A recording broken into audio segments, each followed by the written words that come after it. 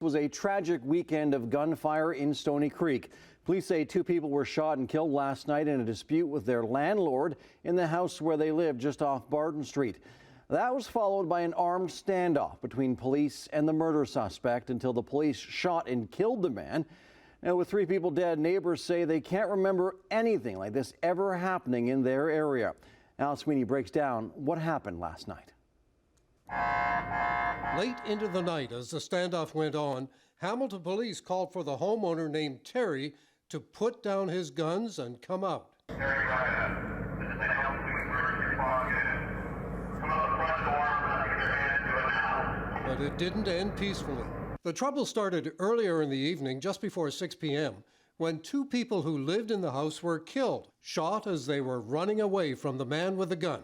They were observed by witnesses fleeing the house, and they were killed outside of the residence. Police say the 2 victims were a 27-year-old woman from Hamilton who worked as an educational assistant for the Brant Catholic School Board, and a 28-year-old Hamilton man who was an electrician. They say the dispute with the landlord was over the state of the house. After the 2 murders, a man barricaded himself inside the house as night fell. Police tried to negotiate. We spent considerable time last night on the phone in attempts to negotiate a peaceful resolution with the male suspect. But later, gunfire broke out. The first shots rang out at around 10 p.m. There was around 6 of them. CHCH reporter Eric Vieno was on the scene. He and others were eventually diving for cover with more bullets flying overhead. All of a sudden, we started hearing the bullets just whizzing.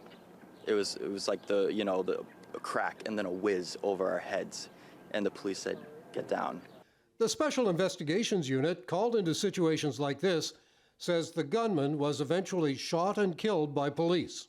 Shortly after 10 p.m., there was an exchange of gunfire between the man and a police officer. The man was struck and he was pronounced deceased at the scene. Police say the 57-year-old owner of the home, who neighbors say was named Terry, had no record of being in trouble with the police, but he was the owner of a number of registered guns. There were multiple firearms registered to this house, which include handguns as well as long guns. Neighbors were shaken when they heard the shooting. Scary. It sounded like firecrackers, like that's what it sounded like. I said to my husband, "Was that gunshots?" He said, "Yes, it was." So he said, "Let's get out of the living room," because our window faces the street. Neighbors were told to shelter in their basements until the police gave the all clear after midnight. Police say the initial dispute started when the tenants went to the landlord with health concerns about their unit.